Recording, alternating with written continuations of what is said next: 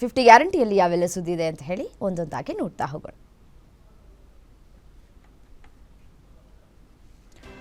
ಕರ್ನಾಟಕ ಮಹಾರಾಷ್ಟ್ರ ಗಡಿ ವಿವಾದಕ್ಕೆ ಸಂಬಂಧಪಟ್ಟಂತೆ ಮಹಾರಾಷ್ಟ್ರ ಸರ್ಕಾರ 22 ವರ್ಷಗಳ ಹಿಂದೆ ಸಲ್ಲಿಸಿರುವ ಅರ್ಜಿ ವಿಚಾರಣೆಯನ್ನು ಸುಪ್ರೀಂ ಕೋರ್ಟ್ ಇಂದು ಕೈಗೆತ್ತಿಕೊಳ್ತಾ ಇದೆ.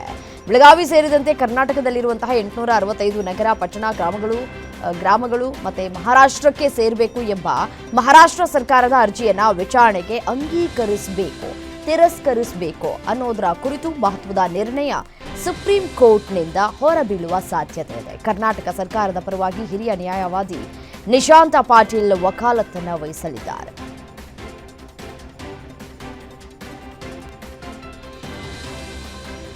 ರಾಜ್ಯ ಕಾಂಗ್ರೆಸ್ನಲ್ಲಿ ನಾಯಕತ್ವ ಬದಲಾವಣೆ ಚರ್ಚೆ ದಿನದಿಂದ ದಿನಕ್ಕೆ ಜೋರಾಗ್ತಲೇ ಇದೆ. ಆದರೆ ಯಾವುದೇ ಬೆಳವಣಿಗೆಗಳು ರಾಜ್ಯ ಕಾಂಗ್ರೆಸ್ನಲ್ಲಿ ನಡೀತಾ ಇಲ್ಲ. ಆದರೂ ಡಿಕೆಯ ಪ್ರಯತ್ನ ಮಾತ್ರ ನಡೀತಲೇ ಇದೆ. ಕೊಟ್ಟ ಮಾತಿನಂತೆ ಅಧಿಕಾರ ಹಂಚಿಕೆ ಮಾಡಿಸಿ ಅಂತ ಎಐಸಿಸಿ ಅಧಿನಾಯಕ ರಾಹುಲ್ ಗಾಂಧಿ, ಪ್ರಿಯಾಂಕಾ ಗಾಂಧಿ ಎಐಸಿಸಿ ಅಧ್ಯಕ್ಷ ಮಲ್ಲಿಕಾರ್ಜುನ ಖರ್ಗೆಗೆ ಮನವಿ ಮಾಡಿದ್ದಾರೆ.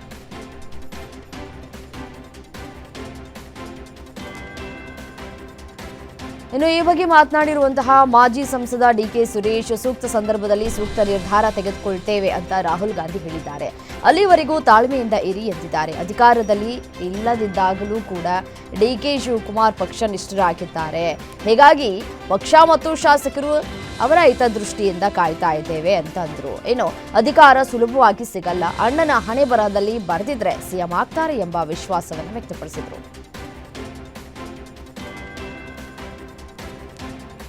ಇದೇ ಜೂನ್ 30ರ ಒಳಗಾಗಿ ಜಿಪಿಎ ಚುನಾವಣೆ ನಡೆಸುವಂತೆ ಸುಪ್ರೀಂ ಕೋರ್ಟ್ ಆದೇಶಿಸಿದೆ. ಈ ಹಿನ್ನೆಲೆಯಲ್ಲಿ ಮುಂಬರುವ ಗ್ರೇಟರ್ ಬೆಂಗಳೂರು ಪ್ರಾಧಿಕಾರ ಪಾಲಿಕೆಗಳ ಚುನಾವಣೆ ಹಿನ್ನೆಲೆಯಲ್ಲಿ ಬಿಜೆಪಿ ಹೈಕಮಾಂಡ್ ಚುನಾವಣಾ ಉಸ್ತುವಾರಿಗಳನ್ನು ನೇಮಕ ಮಾಡಿದೆ. ಜಿಬಿಎ ಚುನಾವಣಾ ಉಸ್ತುವಾರಿಯನ್ನಾಗಿ ರಾಮ್ ಮಾಧವ್, ಸಹ ಉಸ್ತುವಾರಿಗಳಾಗಿ ಸತೀಶ್ ಪೂನಿಯಾ, ಸಂಜಯ್ ಉಪಾಧ್ಯಾಯ್ ಅವರನ್ನ ನೇಮಕ ಮಾಡಿ ಬಿಜೆಪಿ ರಾಷ್ಟ್ರೀಯ ಕಾರ್ಯದರ್ಶಿ ಅರುಣ್ ಸಿಂಗ್ ಆದೇಶವನ್ನು ಹೊರಡಿಸಿದ್ದಾರೆ.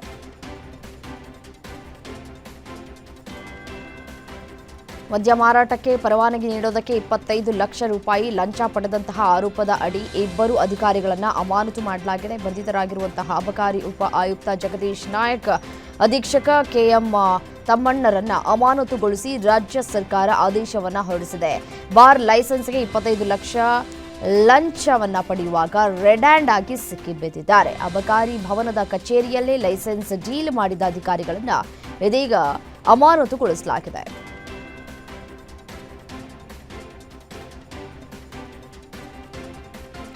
ವೈರಲ್ ಆಗ್ತಾ ಇರುವಂತಹ ಈ ಒಂದು ವಿಡಿಯೋ ಇಡೀ ಗೃಹ ಇಲಾಖೆಯೇ ಮುಜುಗರಕ್ಕೆ ಒಳಗಾಗುವಂತೆ ಮಾಡಿದೆ.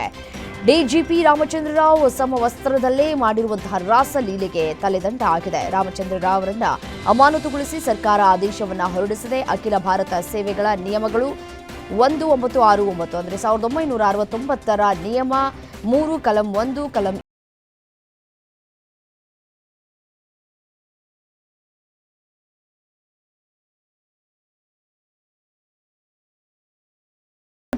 ಪವಿತ್ರ ಗೌಡ, ನಾಗರಾಜ್ ಹಾಗೂ ಲಕ್ಷ್ಮಣ್ಗೆ ವಾರಕ್ಕೆ ಒಮ್ಮೆ ಮನೆಯೂಟ ಕೊಡಿ ಅಂತ ಆದೇಶವನ್ನು ನೀಡಿತ್ತು. ಆದರೆ ಜೈಲಾಧಿಕಾರಿಗಳು ಮನೆಯೂಟ ಕೊಡೋದಕ್ಕಾಗಲ್ಲ ಅಂತ ಸೆಷನ್ಸ್ ಕೋರ್ಟ್ ಆದೇಶವನ್ನು ಪ್ರಶ್ನಿಸಿ ಹೈಕೋರ್ಟ್ ಮೆಟ್ಟಿಲೇರಿದ್ರು. ಸುಪ್ರೀಂ ಆದೇಶ ಉಲ್ಲಂಘನೆಯಾದರೆ ಅಧಿಕಾರಿಗಳ ಮೇಲೆ ಕ್ರಮವಾಗುತ್ತೆ. ವಿಶೇಷ ಸಂದರ್ಭದಲ್ಲಿ ಮಾತ್ರ ಮನೆ ಊಟಕ್ಕೆ ಅವಕಾಶವಿದೆ.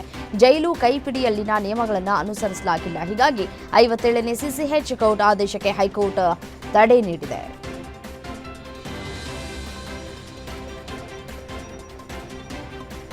ಶಿಡ್ಲಘಟ್ಟ ಪೌರಾಯುಕ್ತೆಗೆ ನಿಂದಿಸಿದ ಕೈ ಮುಖಂಡನ ವಿರುದ್ಧ ಶಿಡ್ಲಘಟ್ಟ ನಗರ ಠಾಣೆಯಲ್ಲಿ ಎಫ್ಐಆರ್ ದಾಖಲಾಗಿದೆ. ಕಲ್ಟ್ ಬ್ಯಾನರ್ ತೆರವು ಮಾಡಿದ್ದಕ್ಕೆ ಪೌರಾಯುಕ್ತೆಗೆ ರಾಜೀವ್ ಗೌಡ ಜೀವ ಬೆದರಿಕೆಯನ್ನು ಹಾಕಿದ್ರು. ದೂರು ದಾಖಲಾಗ್ತಾ ಇದ್ದಂತೆ ರಾಜೀವ್ ಗೌಡ ತಲೆಮರೆಸಿಕೊಂಡಿದ್ದಾನೆ. ಎಫ್ಐಆರ್ ಆಗಿ 6 ದಿನಗಳಾದರೂ ಕೂಡ ಆರೋಪಿ ರಾಜೀವ್ ಗೌಡ ಮಾತ್ರ ಇನ್ನೂ ಪೊಲೀಸರ ಕೈಗೆ ಸಿಕ್ಕಿಲ್ಲ. ಹೀಗಾಗಿ 50 ಜನರ ವಿಶೇಷ ತಂಡ ರಾಜೀವನ್ನ ಬಂಧಿಸೋದಕ್ಕೆ ತಲಾಶ್ ಮಾಡ್ತಾ ಇದ್ದಾರೆ.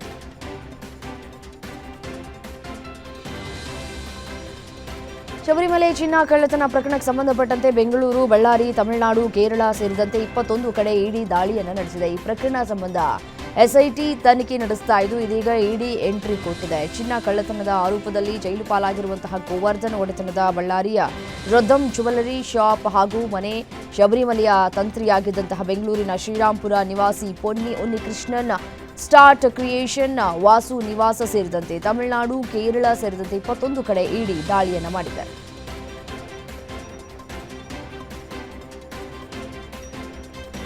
ನಿತಿನ್ ನಬೀನ್ ಬಿಜೆಪಿಯ ರಾಷ್ಟ್ರೀಯ ಅಧ್ಯಕ್ಷರಾಗಿ ಅಧಿಕಾರವನ್ನು ಸ್ವೀಕರಿಸಿದ್ದು ದಾವಣಗೆರೆಯಲ್ಲಿ ಬಿಜೆಪಿ ಕಾರ್ಯಕರ್ತರು ಸಂಭ್ರಮಾಚರಣೆಯನ್ನು ಮಾಡಿದರು. ನಗರದ ಜಯದೇವ ಸರ್ಕಲ್ನಲ್ಲಿ ರಾಷ್ಟ್ರೀಯ ಅಧ್ಯಕ್ಷ ನಿತಿನ್ ನಬೀನ್ರಿಗೆ ಜೈಕಾರವನ್ನ ಹಾಕಿ ಸಂಭ್ರಮಿಸಿದ್ರು. ಸಾಮಾನ್ಯ ಕಾರ್ಯಕರ್ತರನ್ನ ರಾಷ್ಟ್ರೀಯ ಅಧ್ಯಕ್ಷರನ್ನಾಗಿ ಆಯ್ಕೆ ಮಾಡಿದ್ದಾರೆ. ಇದು ನಮ್ಮ ಬಿಜೆಪಿ ಪಕ್ಷದ ಶಿಸ್ತು ಅಂತ ಕಾರ್ಯಕರ್ತರು ಜೈಕಾರವನ್ನ ಹಾಕಿದ್ದಾರೆ. ಲಾರಿ ಮತ್ತು 2 ಗೂಡ್ಸ್ ವಾಹನ ಮಧ್ಯೆ ಸರಣಿ ಅಪಘಾತ ಸಂಭವಿಸಿದ್ದು 5 ಸ್ಥಳದಲ್ಲಿಯೇ ಮೃತಪಟ್ಟಿರುವಂತಹ ಘಟನೆ ರಾಯಚೂರು ಜಿಲ್ಲೆಯ ಸಿಂಧನೂರು ತಾಲೂಕಿನ ಕನ್ನಾಡಿ ಕ್ರಾಸ್ ಬಳಿ ನಡೆದಿದೆ. ಆಂಧ್ರ ಮೂಲದ ಸಣ್ಣ ಯಲ್ಲಪ್ಪ, ಹರಿರಂಗನಾಥ, ಬಸವರಾಜ್ ಹಾಗೂ ಟಾಟಾ ಏಸ್ ವಾಹನದ ಚಾಲಕ ಮೃತರು. ಭೀಕರ ಅಪಘಾತದಲ್ಲಿ ಕೆಲ ಕುರಿಗಳು ಕೂಡ ಸಾವನ್ನಪ್ಪಿವೆ. ಸಿಂಧನೂರು ಗ್ರಾಮಾಂತರ ಪೊಲೀಸರು ಸ್ಥಳಕ್ಕೆ ಭೇಟಿ ಕೊಟ್ಟು ಪರಿಶೀಲನೆ ಮಾಡಿದ್ದಾರೆ.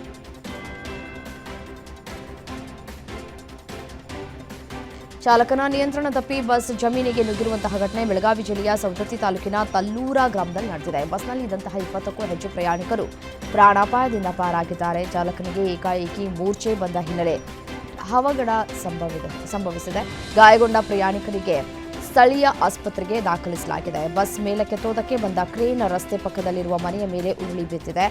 ಮನೆಗೆ ಸಂಪೂರ್ಣ ಹಾನಿಯಾಗಿದ್ದು ಕುಟುಂಬಸ್ಥರು ಪಾರಾಗಿದ್ದಾರೆ.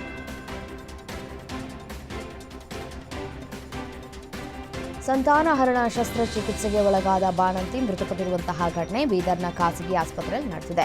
ಮೃತ ತಾಯಿಯ ಶವ ಕಂಡು ಮಕ್ಕಳು ಗೋಳಾಟ, ಚೀರಾಟವನ್ನು ನಡೆಸಿದ್ದಾರೆ. ಚಮಕೋಡ ಗ್ರಾಮದ ಮೀನಾಕ್ಷಿ ಮೃತಪಟ್ಟ ಬಾಣಂತಿ ಅಂತ ಗುರುತಿಸಲಾಗಿದೆ. ನಿನ್ನೆ ಶಸ್ತ್ರಚಿಕಿತ್ಸೆ ಬಳಿಕ ಚೆನ್ನಾಗೇ ಇದ್ದ ಬಾಣಂತಿ ಮೃತಪಟ್ಟಿದ್ದಾಳೆ. ಇದು ವೈದ್ಯರ ನಿರ್ಲಕ್ಷ್ಯವೇ ಕಾರಣ ಅಂತ ಹೇಳಿ ಪೋಷಕರು ಆರೋಪಿಸಿದ್ದಾರೆ. ಆಸ್ಪತ್ರೆ ಎದುರು ಶವವನ್ನು ಇಟ್ಟು ಪ್ರತಿಭಟನೆಯನ್ನು ಕೂಡ ಮಾಡಿದ್ದಾರೆ.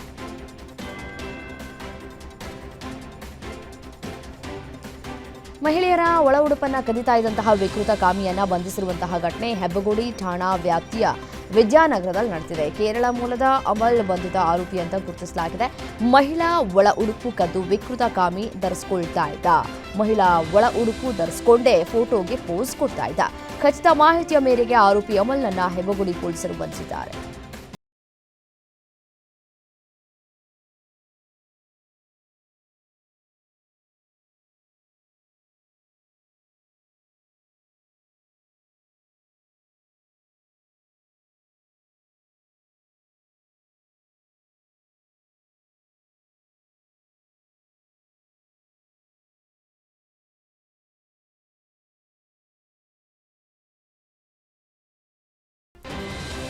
ಬೆಂಗಳೂರು ಹೊರವಲಯದ ಆನೇಕಲ್ ತಾಲೂಕಿನ ಬಿಂಗಿಪುರ ಕೆರೆಯ ಬಳಿಯ ಸ್ಕ್ರಾಪ್ ಶೆಡ್ಗಳಲ್ಲಿ ಭೀಕರ ಅಗ್ನಿ ಅವಘಡ ಸಂಭವಿಸಿದೆ. ಇತ್ತೀಚೆಗೆ ಶಂಕಿತ ಬಾಂಗ್ಲಾ ವಲಸಿಗರ ವಾಸಸ್ಥಳವೆಂದು ವಿವಾದಕ್ಕೆ ಕಾರಣವಾಗಿದ್ದಂತಹ ಈ ಶೆಡ್ಗಳು ಸಂಪೂರ್ಣವಾಗಿ ಬೆಂಕಿಗೆ ಆಹುತಿಯಾಗಿದೆ. ವಾರದ ಹಿಂದೆಯಷ್ಟೇ ಬಾಂಗ್ಲಾ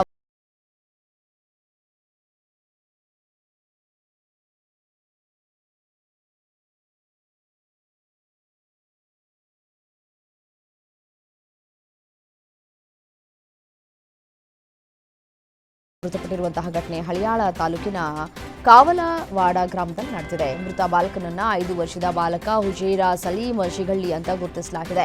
ಪಕ್ಕದಲ್ಲಿದ್ದಂತಹ ಬಾಲಕನ ಅಜ್ಜಿ ಆಶಾಬಿ ಗಫೂರ್ ಸಾಬ್ ಮುಲ್ಲಾ ಅವರಿಗೆ ಗಂಭೀರ ಗಾಯವಾಗಿದೆ. ಯಾವುದೇ ತರಬೇತಿ ಇಲ್ಲದೆ ಕಾರು ಚಲಾಯಿಸ್ತಾ ಇದ್ದ ಆರೋಪಿ ಗೋರೆ ಸಾಬ್ ವಲಿ ಸಾಬ್ ಉಗ್ರಾಣಿಯನ್ನ ಹಳಿಯಾಳ ಪೊಲೀಸರು ಬಂಧಿಸಿದ್ದಾರೆ.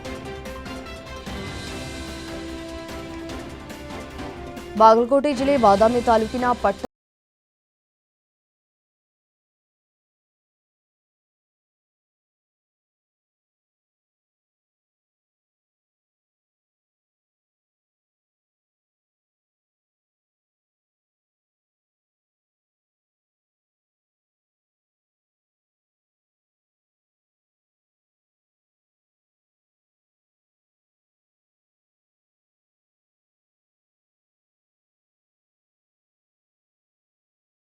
ಪುರ ತಾಲೂಕಿನ ಶ್ರೀ ಕ್ಷೇತ್ರ ಕೋರಿ ಸಿದ್ದೇಶ್ವರ ಜಾತ್ರೆ ಅತಿ ವಿಜೃಂಭಣೆಯಿಂದ ಜರುಗಿತು.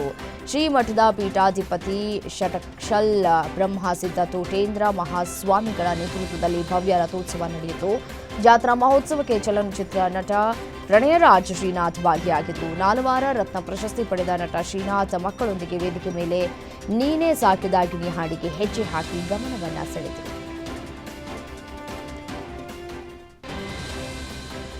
ಬಿಜೆಪಿಯ ನೂತನ ರಾಷ್ಟ್ರೀಯ ಅಧ್ಯಕ್ಷರಾಗಿ ನಿತಿನ್ ನಬೀನ್ ಅವರಿಂದು ಅಧಿಕಾರವನ್ನು ಸ್ವೀಕರಿಸಿದ್ದಾರೆ. 1980ರಲ್ಲಿ ಸ್ಥಾಪನೆಯಾದ ಬಿಜೆಪಿಯ 12ನೇ ರಾಷ್ಟ್ರೀಯ ಅಧ್ಯಕ್ಷರಾಗಿ ನಬೀನ್ ಅವರು ಅಧಿಕಾರವನ್ನು ವಹಿಸಿಕೊಂಡಿದ್ದು 45ನೇ ವಯಸ್ಸಿಗೆ ಪಕ್ಷ ಮುನ್ನಡೆಸುವ ಜವಾಬ್ದಾರಿಯನ್ನು ಹೊತ್ತಿದ್ದಾರೆ. ಕೇಂದ್ರ ಸಚಿವರೂ ಆಗಿರುವ ಜೆಪಿ ನಡ್ಡಾ ಅವರ ಅಧಿಕಾರ ಅವಧಿ ಪೂರ್ಣಗೊಂಡಂತಹ ಬೆನ್ನಲ್ಲೇ ಪಕ್ಷ ನಡೆಸಿದ ಚುನಾವಣೆಯಲ್ಲಿ ನಿತಿನ್ ಅವರು ಅವಿರೋಧವಾಗಿ ಆಯ್ಕೆಯಾಗಿದ್ದಾರೆ.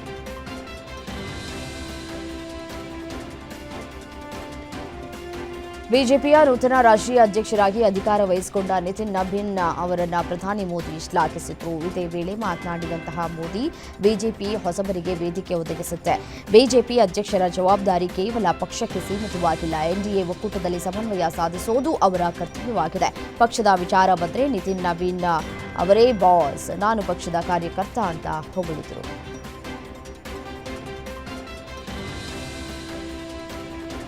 ಬಿಜೆಪಿ ನೂತನ ಅಧ್ಯಕ್ಷ ನಿತಿನ್ ನಬೀನ್ ಅವರಿಗೆ ಕೇಂದ್ರ ಸರ್ಕಾರ ಉನ್ನತ ದರ್ಜೆಯ ವಿಐಪಿ ಭದ್ರತಾ ವ್ಯವಸ್ಥೆ ಒದಗಿಸಿದೆ. ಕೇಂದ್ರ ಮೀಸಲು ಪೊಲೀಸ್ ಪಡೆಯ ಸಿಆರ್ಪಿಎಫ್ ವಿಐಪಿ ಭದ್ರತಾ ವಿಭಾಗವು ನಬೀನ್ ಅವರಿಗೆ ಝಡ್ ಶ್ರೇಣಿಯ ಭದ್ರತೆಯನ್ನು ಒದಗಿಸಲಿದೆ. ಬಿಜೆಪಿಯ ನೂತನ ರಾಷ್ಟ್ರೀಯ ಅಧ್ಯಕ್ಷರಾಗಿ ಅವರ ಹೆಸರನ್ನು ಘೋಷಿಸಿದ ಬಳಿಕ ಭದ್ರತೆ ನೀಡುವಂತೆ ಕೇಂದ್ರ ಗೃಹ ಸಚಿವಾಲಯವು ಸಿಆರ್ಪಿಎಫ್ಗೆ ಸೂಚಿಸಿತ್ತು ಅಂತ ಅಧಿಕಾರಿಗಳು ತಿಳಿಸಿದ್ದಾರೆ.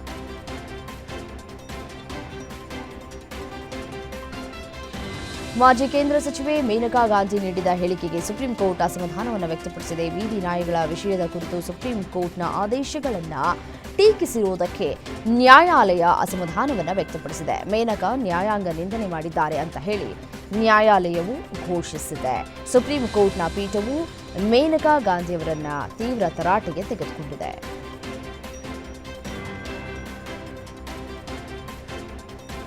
ಮಹಾರಾಷ್ಟ್ರದ ಬಿಎಂಸಿ ಚುನಾವಣೆ ಮುಗಿದಿದ್ದು ಬಿಜೆಪಿ ಶಿಂದೆ ಶಿವಸೇನಾ ಪಕ್ಷಗಳಿಗೆ 118 ವಾರ್ಡ್ಗಳಲ್ಲಿ ಗೆಲುವು ಸಿಕ್ಕಿದೆ. ಬಹುಮತದ ಮ್ಯಾಜಿಕ್ ನಂಬರ್ 114ಕ್ಕಿಂತ ಹೆಚ್ಚಿನ ವಾರ್ಡ್ಗಳಲ್ಲಿ ಗೆಲುವು ಸಾಧಿಸಿದ್ದಾರೆ. ಆದರೂ ತಮಗೆ ಬಹುಮತಕ್ಕೆ 6 ಸ್ಥಾನ ಮಾತ್ರ ಕೊರತೆ ಇದೆ ಅಂತ ಉದ್ಧವ್ ಸೇನಾ ಹೇಳಿದೆ. ಮಹಾಯುತಿ ಮೈತ್ರಿಕೂಟಕ್ಕೆ ಸ್ಪಷ್ಟ ದಾರಿಯನ್ನ ಅಂಕಿ ಅಂಶಗಳು ಸೂಚಿಸ್ತಾ ಇದ್ರು. ಉದ್ಧವ್ ಠಾಕ್ರೆ ಬಣದ ಪ್ರಮುಖ trouble shooter Sanjay Rawat Mumbai mayor ಹುದ್ದೆಗೆ ಸ್ಪರ್ಧೆ ಇನ್ನೂ ಮುಗಿದಿಲ್ಲ ಅಂತ ಒತ್ತಿ ಹೇಳಿದ್ದಾರೆ.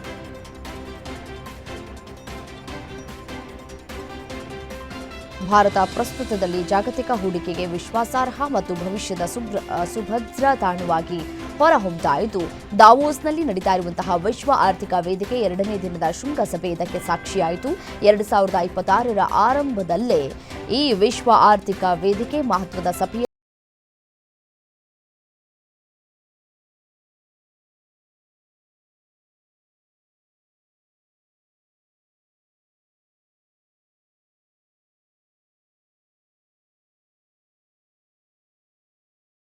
ಗೀತೆಯೊಂದಿಗೆ ಅಧಿವೇಶನ ಆರಂಭಿಸಿದ್ದಾರೆ. ರಾಷ್ಟ್ರಗೀತೆಗೆ ಗೌರವ ಕೊಟ್ಟಿಲ್ಲ ಎನ್ನುವ ಬೇಸರದಲ್ಲಿ ಈ ವರ್ಷವೂ ಕೂಡ ತಮಿಳುನಾಡು ರಾಜ್ಯಪಾಲ ಆರ್ಎನ್ ರವಿ ಭಾಷಣ ಮಾಡದೆ ವಿಧಾನಸಭೆಯಿಂದ ಹೊರ ನಡೆದಿದ್ದಾರೆ. ನನ್ನ ಮೈಕ್ ಸ್ವಿಚ್ ಆಫ್ ಮಾಡಲಾಗಿತ್ತು, ನನ್ನನ್ನು ಅವಮಾನಿಸಲಾಗಿದೆ ಮತ್ತು ನನಗೆ ಮಾತನಾಡೋದಕ್ಕೆ ಅವಕಾಶ ನೀಡಲಾಗಿಲ್ಲ ಅಂತ ಹೇಳಿ ಅವರು ಹೊರ ನಡೆದಿದ್ದಾರೆ.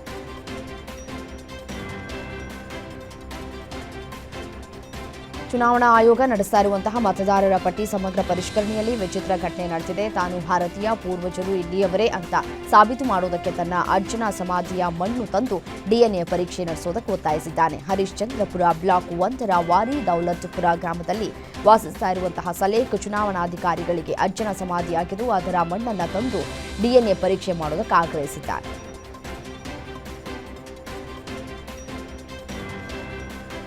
ಅಸ್ಸಾಂನ ಕೊಕ್ರಜಾರ್ ಜಿಲ್ಲೆಯಲ್ಲಿ ಮಂಗಳವಾರ ಬೋಡೋ ಮತ್ತು ಆದಿವಾಸಿ ಸಮುದಾಯಗಳ ನಡುವೆ ಘರ್ಷಣೆ ನಡೆದಿದ್ದು, ಕೊಕ್ರಜಾರ್ ಪ್ರದೇಶದಲ್ಲಿ ಉದ್ವಿಗ್ನತೆ ಭುಗಿಲೆದ್ದಿದೆ. ಸೋಮವಾರ ತಡರಾತ್ರಿ ಕರಿಗಾಂವ್ ಪೊಲೀಸ್ ಹೊರ ಠಾಣೆ ವ್ಯಾಪ್ತಿಯ ಮಾನ್ಸಿಂಗ್ ರಸ್ತೆಯಲ್ಲಿ 3 ಬೋಡೋ ಪುರುಷರು ತೆರಳುತ್ತಾ ಇದ್ದಂತಹ ವಾಹನವು 2 ಆದಿವಾಸಿ ವ್ಯಕ್ತಿಗಳಿಗೆ ಡಿಕ್ಕಿ ಹೊಡೆದ ನಂತರ ಹಿಂಸಾಚಾರ ಭುಗಿಲೆದ್ದಿದ್ದು, ಆ ಒಂದು ಪ್ರದೇಶದಲ್ಲಿ ಮೊಬೈಲ್ ಇಂಟರ್ನೆಟ್ ಸೇವೆಗಳನ್ನು ತಾತ್ಕಾಲಿಕವಾಗಿ ಸ್ಥಗಿತ ಮಾಡಲಾಗಿದೆ. ಸ್ಥಳದಲ್ಲಿ ಕ್ಷಿಪ್ರ ಕಾರ್ಯಪಡೆಯ ಆರ್ಎಎಫ್ ನಿಯೋಜನೆಯನ್ನು ಕೂಡ ಮಾಡಲಾಗಿದೆ.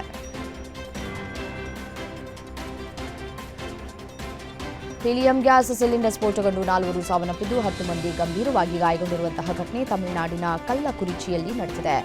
ಮನರ್ಲು ಪೆರ್ಟೈ ಎಂಬ ಪ್ರದೇಶದಲ್ಲಿ ನದಿ ಉತ್ಸವದ ವೇಳೆ ಬಲೂನ್ಗಳಿಗೆ ಗಾಳಿ ತುಂಬುವುದಕ್ಕೆ ಬಳಸುವಂತಹ ಹೀಲಿಯಂ ಗ್ಯಾಸ್ ಸಿಲಿಂಡರ್ ಸ್ಫೋಟವಾಗಿದೆ. ಸ್ಥಳದಲ್ಲಿ 4 ಸಾವನ್ನಪ್ಪಿದ್ದು ಗಾಯಾಳುಗಳನ್ನು ಆಸ್ಪತ್ರೆಗೆ ದಾಖಲಿಸಲಾಗಿದೆ ಅಂತ ಹೇಳಿ ಪೊಲೀಸ್ ಅಧಿಕಾರಿಗಳು ತಿಳಿಸಿದ್ದಾರೆ.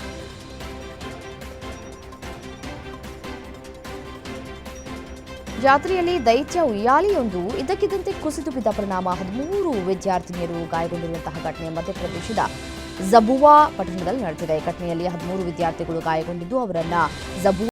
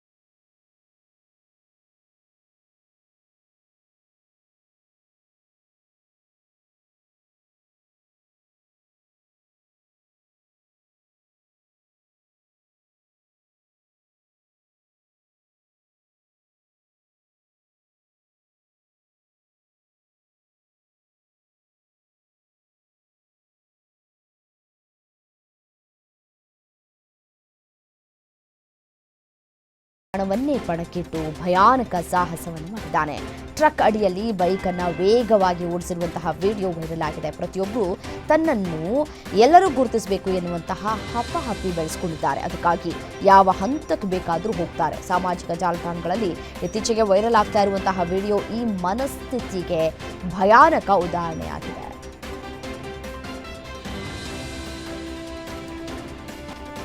ಫೋಟೋಗ್ರಾಫರ್ ಬಾಲಕಿ ಮೇಲೆ ಆಸಿಡ್ ದಾಳಿ ನಡೆಸಿರುವಂತಹ ಘಟನೆ ರಾಜಸ್ಥಾನದ ಜೈಪುರದಲ್ಲಿ ನಡೆದಿದೆ. 14 ವರ್ಷದ ಬಾಲಕಿ ಅಪರಿಚಿತರೊಂದಿಗೆ ಮಾತನಾಡೋದಕ್ಕೆ ನಿರಾಕರಿಸಿದ್ದಕ್ಕೆ ಕೋಪಗೊಂಡ ಫೋಟೋಗ್ರಾಫರ್ ಆಸಿಡ್ ದಾಳಿಯನ್ನು ನಡೆಸಿದ್ದು ಆರೋಪಿಯನ್ನು ಬಂಧಿಸಿದ್ದು ಸಾರ್ವಜನಿಕರಲ್ಲಿ ಕಾನೂನಿನ ಭಯ ಮೂಡಿಸೋದಕ್ಕೆ ಪೊಲೀಸರು ಆತನನ್ನ ಮಾರುಕಟ್ಟೆಯಲ್ಲಿ ಮೆರವಣಿಗೆಯನ್ನು ಮಾಡಿದ್ದಾರೆ.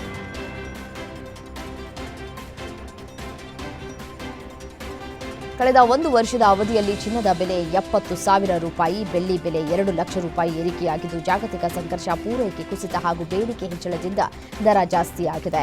ಚಿನ್ನ ಬೆಳ್ಳಿ ದರ ಏರಿಕೆಯಾಗಿರುವುದು ಮತ್ತೆ ಮುಂದುವರೆದಿದ್ದು ಬೆಂಗಳೂರಿನಲ್ಲಿ ಬೆಳ್ಳಿ ದರ ಕೆಜಿಗೆ 3,07,900 ರೂಪಾಯಿಗೆ ಏರಿಕೆಯಾಗಿ ಸಾರ್ವಕಾಲಿಕ ದಾಖಲೆಯನ್ನ ಸೃಷ್ಟಿಸಿದೆ. ಮತ್ತೊಂದು ಕಡೆ ಚಿನ್ನದ ದರವೂ ಏರಿಕೆಯಾಗಿದ್ದು 22 ಕ್ಯಾರೆಟ್ನ 10 ಗ್ರಾಂ ಚಿನ್ನಕ್ಕೆ 1,37,550 ರೂಪಾಯಿ ಹಾಗೂ 24 ಕ್ಯಾರೆಟ್ನ 10 ಗ್ರಾಂ ಚಿನ್ನಕ್ಕೆ 1,50,000 ರೂಪಾಯಿಗೆ ಹೆಚ್ಚಳವಾಗಿದೆ.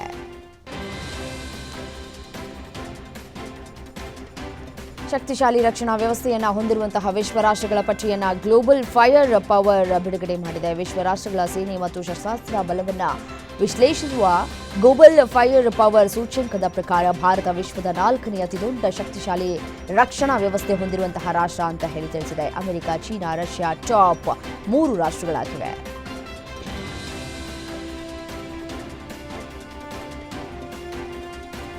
ಗಣರಾಜ್ಯೋತ್ಸವವನ್ನು ಪಾಕ್ ಉಗ್ರರು ಟಾರ್ಗೆಟ್ ಮಾಡಿದ್ರ ಅನ್ನುವಂತಹ ಅನುಮಾನ ಹುಟ್ಟುಹಾಕಿದೆ. ಜಮ್ಮು ಮತ್ತು ಕಾಶ್ಮೀರದ ಪರ್ವತಗಳಲ್ಲಿ ಭಯೋತ್ಪಾದಕರ ಅಡಗುತಾಣಗಳನ್ನು ಭದ್ರತಾ ಪಡೆ ಪತ್ತೆ ಹಚ್ಚಿದ್ದಾರೆ. ಪಾಕಿಸ್ತಾನ ಮೂಲದ ಜೈಷ್ ಎ ಮೊಹಮ್ಮದ್ ಸಂಘಟನೆ ಬಂಕರ್ ಎನ್ನಲಾಗಿದ್ದು ಬಂಕರ್ನಲ್ಲಿದ್ದಂತಹ ಸಿಲಿಂಡರ್ ಸೇರಿ ಆಹಾರ ಪದಾರ್ಥಗಳನ್ನು ವಶಕ್ಕೆ ಪಡೆದುಕೊಳ್ಳಲಾಗಿದೆ. ಭದ್ರತಾ ಪಡೆ ದಾಳಿಯ ಸಂದರ್ಭದಲ್ಲಿ ಭಯೋತ್ಪಾದಕರು ಗ್ರೆನೇಡ್ಗಳನ್ನು ಎಸೆದಿದ್ದು ಗಾಯಗೊಂಡಿದ್ದಂತಹ 7 ಸೈನಿಕರ ಪೈಕಿ ಒಬ್ಬರು ಮೃತಪಟ್ಟಿದ್ದಾರೆ.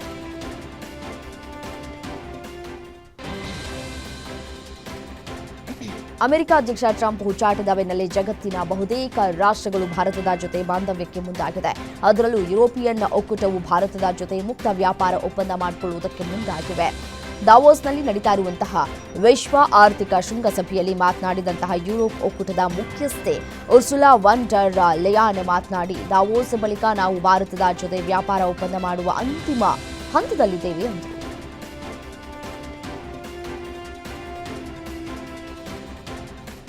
ಅಮೆರಿಕ ಅಧ್ಯಕ್ಷ ಡೊನಾಲ್ಡ್ ಟ್ರಂಪ್ ತಮ್ಮ ಟ್ರೂತ್ ಸೋಷಿಯಲ್ ಪ್ಲಾಟ್ಫಾರ್ಮ್ನಲ್ಲಿ ಕೆನಡಾ, ಗ್ರೀನ್ಲ್ಯಾಂಡ್ ಮತ್ತು ವೆನೆಜುವೆಲಾವನ್ನು ಅಮೆರಿಕದ ಭಾಗವಾಗಿ ಚಿತ್ರಿಸುವ ಅಮೆರಿಕದ ಧ್ವಜದೊಂದಿಗೆ ಯುರೋಪಿಯನ್ ನಾಯಕರೊಂದಿಗೆ ತಮ್ಮ ಹಳೆಯ ಛಾಯಾಚಿತ್ರವನ್ನು ತೋರಿಸುವ ಪೋಸ್ಟ್ ಅನ್ನು ಹಂಚಿಕೊಂಡಿದ್ದಾರೆ. ಪೋಸ್ಟ್ನಲ್ಲಿ ಟ್ರಂಪ್ ಫ್ರೆಂಚ್ ಅಧ್ಯಕ್ಷ ಎಮ್ಯಾನ್ಯುಯಲ್ ಮ್ಯಾಕ್ರೋನ್, ಇಟಲಿಯ ಜಾರ್ಜಿಯಾ ಮೆಲೋನಿ, ಯುಕೆ ಪ್ರಧಾನಿ ಕೀರ್ ಸ್ಟಾರ್ಮರ್ ಸೇರಿದಂತೆ ನ್ಯಾಟೋ ನಾಯಕರು, ಯುರೋಪಿಯನ್ ಆಯೋಗದ ಅಧ್ಯಕ್ಷೆ ಉರ್ಸುಲಾ ವಾನ್ ಡರ್ ಲೆಯನ್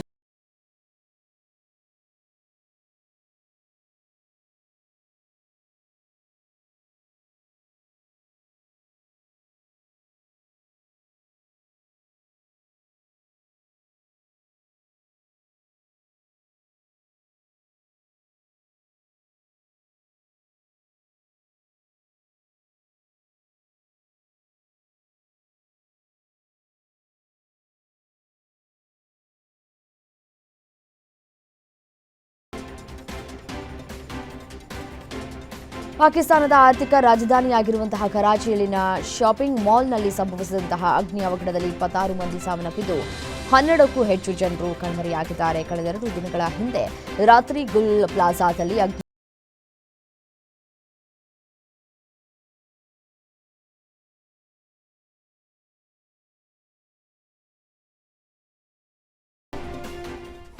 ಭಾರತ ತಂಡದ ಹಿರಿಯ ಬ್ಯಾಟ್ಸ್ಮನ್ಗಳಾದ ವಿರಾಟ್ ಕೊಹ್ಲಿ ಹಾಗೂ ರೋಹಿತ್ ಶರ್ಮಾ ಇಬ್ಬರು ಟಿ20 ಹಾಗೂ ಟೆಸ್ಟ್ ಕ್ರಿಕೆಟ್ಗಳಿಗೆ ಈಗಾಗಲೇ ವಿದಾಯ ಹೇಳಿದ್ದಾರೆ. ಹಾಗೂ ಸದ್ಯ 2027ರ ಐಸಿಸಿ ಏಕದಿನ ವಿಶ್ವಕಪ್ ಟೂರ್ನಿಯ ಸಲುವಾಗಿ 50 ಓವರ್ಗಳ ಸ್ವರೂಪದಲ್ಲಿ ಮಾತ್ರ ಆಡ್ತಾ ಇದ್ದಾರೆ. ಅಂದಹಾಗೆ ಈ ಇಬ್ಬರು ಬ್ಯಾಟ್ಸ್ಮನ್ಗಳ ಬಿಸಿಸಿಐ ವಾರ್ಷಿಕ ಗುತ್ತಿಗೆ ಪಟ್ಟಿಯಲ್ಲಿ ಹಿಂಬಡ್ತಿ ಪಡೆಯಲಿದ್ದಾರೆ ಅಂತ ಹೇಳಲಾಗ್ತಾ ಇದೆ.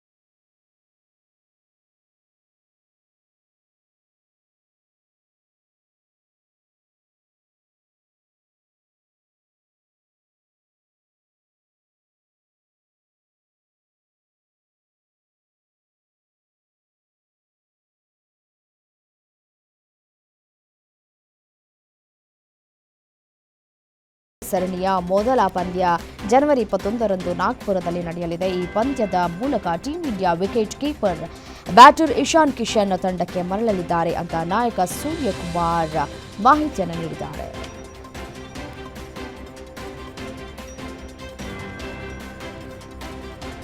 ಗುಜರಾತ್ ಜಾಯಿಂಟ್ಸ್ ವಿರುದ್ಧ 2026ರ ಮಹಿಳಾ ಪ್ರೀಮಿಯರ್ ಲೀಗ್ ಟೂರ್ನಿಯ ಪಂದ್ಯದಲ್ಲಿ ಚೊಚ್ಚಲ ಅರ್ಧಶತಕವನ್ನು ಬಾರಿಸಿದ್ದು ಈ ಕುರಿತು ರಾಯಲ್ ಚಾಲೆಂಜರ್ಸ್ ತಂಡದ ಆಟಗಾರ್ತಿ ಗೌತಮಿ ನಾಯಕ್ ಅವರನ್ನು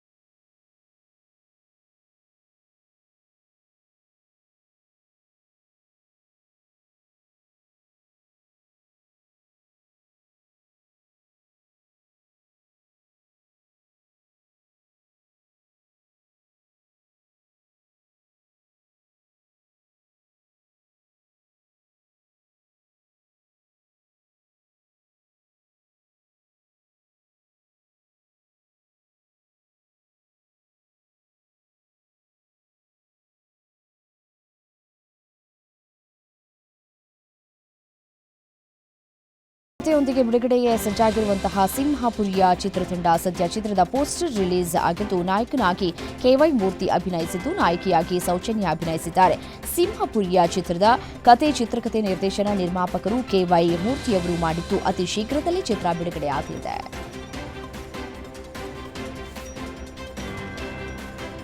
ಈಗಾಗಲೇ ಟೈಟಲ್ ಟೀಸರ್ ಮೂಲಕ ಗಮನ ಸೆಳೆದಿರುವಂತಹ ವಿಕಲ್ಪ ಚಿತ್ರದ ಟ್ರೇಲರ್ ಬಿಡುಗಡೆಯಾಗಿದೆ. ಪೋಸ್ಟ್ ಟ್ರಾಮಾಟಿಕ್ ಸ್ಟ್ರೆಸ್ ಡಿಸಾರ್ಡರ್ ಎಂಬ ಮಾನಸಿಕ ವ್ಯಾಧಿಯ ಎಳೆಯನ್ನು ಆಧರಿಸಿ ತೆರೆಗೆ ಬರ್ತಾ ಇರುವಂತಹ ಸೈಕಾಲಜಿಕಲ್ ಥ್ರಿಲ್ಲರ್ ಕಥಾಹಂದರದ ಚಿತ್ರ ಇದಾಗಿದ್ದು ಪೃಥ್ವಿರಾಜ್ ಪಾಟೀಲ್ ಚಿತ್ರಕ್ಕೆ ಚಿತ್ರಕಥೆ ಬರೆದು ನಿರ್ದೇಶನ ಮಾಡುವುದರ ಜೊತೆಗೆ ತೆರೆ ಮೇಲೂ ಕಾಣಿಸಿಕೊಂಡಿದ್ದಾರೆ.